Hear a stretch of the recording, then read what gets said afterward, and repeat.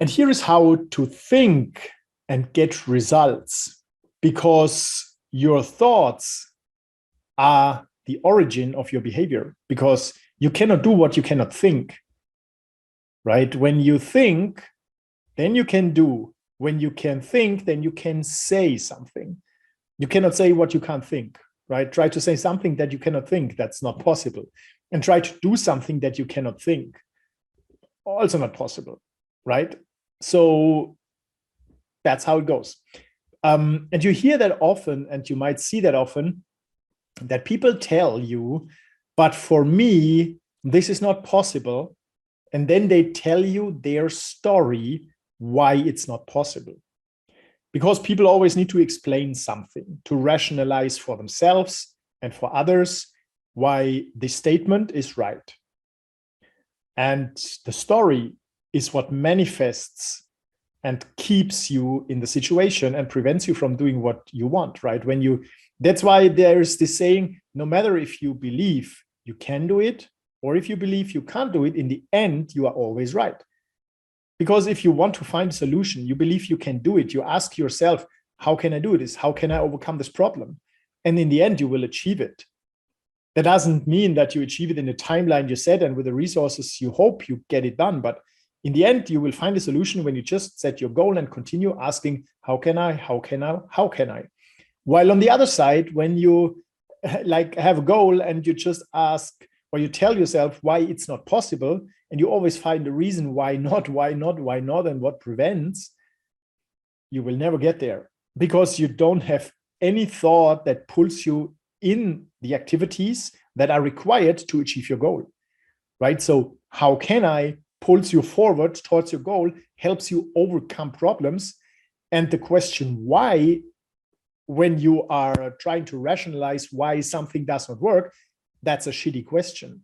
It will just rationalize and allow yourself to stay where you are.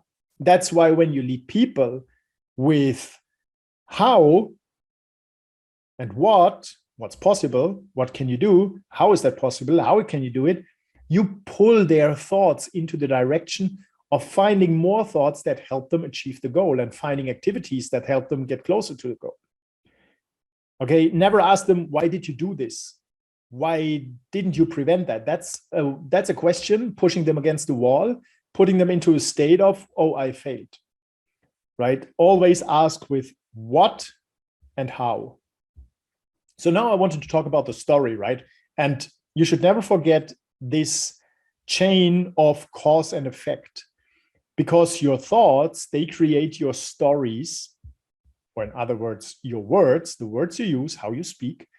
And this creates your decisions, and decisions create your actions, right? And one action after another, and then followed by the next action is described as the result of things you have today, right? Your actions are either physical actions or your thoughts, and they are the consequence, the result of, how you feel today.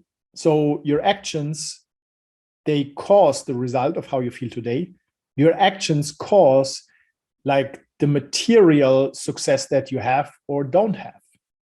The money success, the well-being, the business you have or not have, the time you have or not have, the friends you have or not have, the family you have or not have, they are all a consequence of the actions you took. And the actions are a consequence of your thoughts, your beliefs, and the words you use. So when you want to change your results, you need to know that different actions, like action 11, 22, and another action that is your next action in the future, they are your results tomorrow.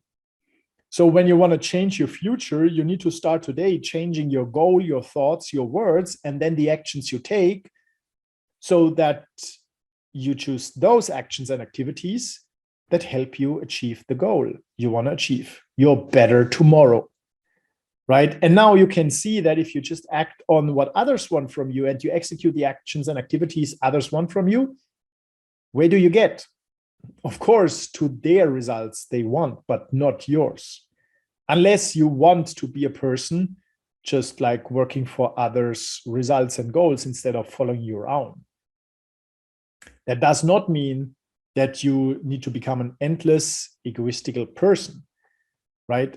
It means that you make it your own priority to serve others when this is your goal, but also have other like goals you want to follow, like being happy, having money, having freedom, having time, right? It's a balance of goals that you choose. And if serving others is a goal you choose, then that's fine. Just make that explicitly available and align your actions and activities with this goal.